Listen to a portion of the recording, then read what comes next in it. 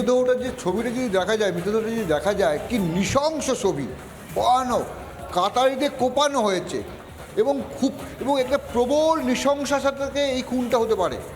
এবং ওখানে সনাতনী যারা আছেন তারা বলছেন এটাকে ডাকাতির মোড়ক দেওয়া হচ্ছে। আদতে এটা পরিকল্পনা মাফিক খুন, হিন্দু নিধন যে যজ্ঞ চলছে বাংলাদেশ জুড়ে তার একটা অংশ।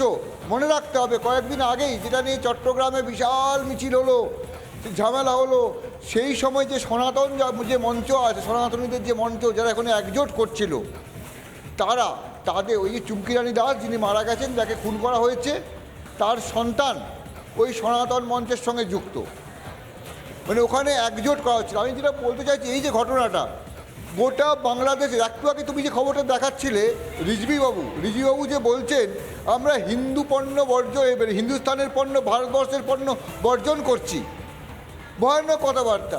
আরে বাংলাদেশ নামটাই তো ভারতবর্ষ দিয়েছে। আজ 6 ডিসেম্বর 1971 সালের 6 ডিসেম্বর প্রথম ভারতবর্ষ যে স্বীকৃতি দেয় কে? সেটাই তো ভারতবর্ষ স্বীকৃতি দেয়, বাংলাদেশ নামটাকে। পাকিস্তান থেকে বেরিয়েছে, বাংলাদেশ একটা নতুন রাষ্ট্র হলো, স্বাধীন সার্বভৌম রাষ্ট্র। কে স্বীকৃতি দিয়েছে? প্রথম স্বীকৃতি দিয়েছে ভারতবর্ষ। মানে যারা বলছে আমরা ভারতবর্ষের জিনিস পড়াচ্ছি, নেব না, আমরা বয়কট করছি, আরে দেশটাকে তাহলে বয়কট করতে হবে।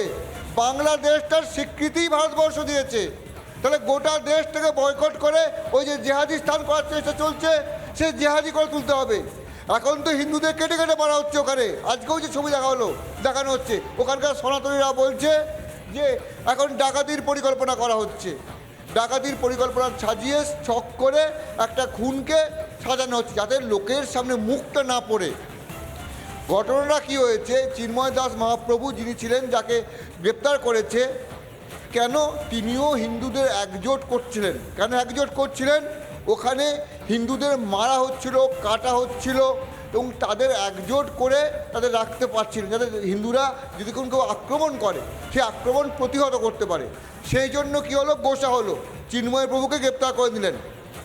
এখন যারা আছে তাদেরকেও সেই একইভাবে তাদেরকে সরিয়ে দেওয়া হচ্ছে, পরিকল্পনা মাফিক সরিয়ে দেওয়া হচ্ছে। এবং এই ক্ষেত্রেও সনাতনীরা অভিযোগ করছে, যেহেতু এই চুমকি রানী দাসের ছেলে সনাতনীদের সঙ্গে যুক্ত ছিল, তিনিও একজোট করছিলেন চট্টগ্রাম অঞ্চলে, এই জন্য পরিকল্পনা মাফিক খুন। অর্থাৎ গোটা বাংলাদেশ জুড়ে যে হিন্দুদের প্রতি যে আক্রমণ চলছে, অত্যাচার চলছে, তার এক রকমের ফল এগুলো হচ্ছে। এবং বাংলাদেশের লোকেরা বলছে তারা নাকি বাংলাদেশের যারা জেহাদি স্থান বিশ্বাস করে তারা বলছে আমরা ভারতবর্ষকে সরে আসবো, বয়কট করব। তাহলে প্রথম যে কথাটা বিশাখা যেটা বলতে হবে, তাহলে বাংলাদেশ যে নাম, যে রাষ্ট্র যার প্রথম স্বীকৃতি এবং সার্বভৌমত্ব স্বীকার করেছিল, সেই দেশটির নাম ভারতবর্ষ। বিশাখা, একদমই তাই শুভ্রাংশু। কিন্তু সেই দেশটি নিজেদের গণতন্ত্র তো ধরে রাখতে পারছেই না, বরং নিজেদের যারা নাগরিক তাদের সুরক্ষা দিতেও চরমভাবে ব্যর্থ, অথচ তারা বলছে তারা নাকি কিছুই জানে না কি হচ্ছে। ধন্যবাদ শুভ্রাংশু। নানা ধরনের কন্টেন্ট দেখার জন্য লাইক করুন, শেয়ার করুন আমাদের ফেসবুক পেজ, সাবস্ক্রাইব করুন আমাদের ইউটিউব চ্যানেল। পাশাপাশি অন্যান্য ব্রেকিং নিউজের জন্য অবশ্যই চোখ রাখুন রিপাবলিক বাংলায়।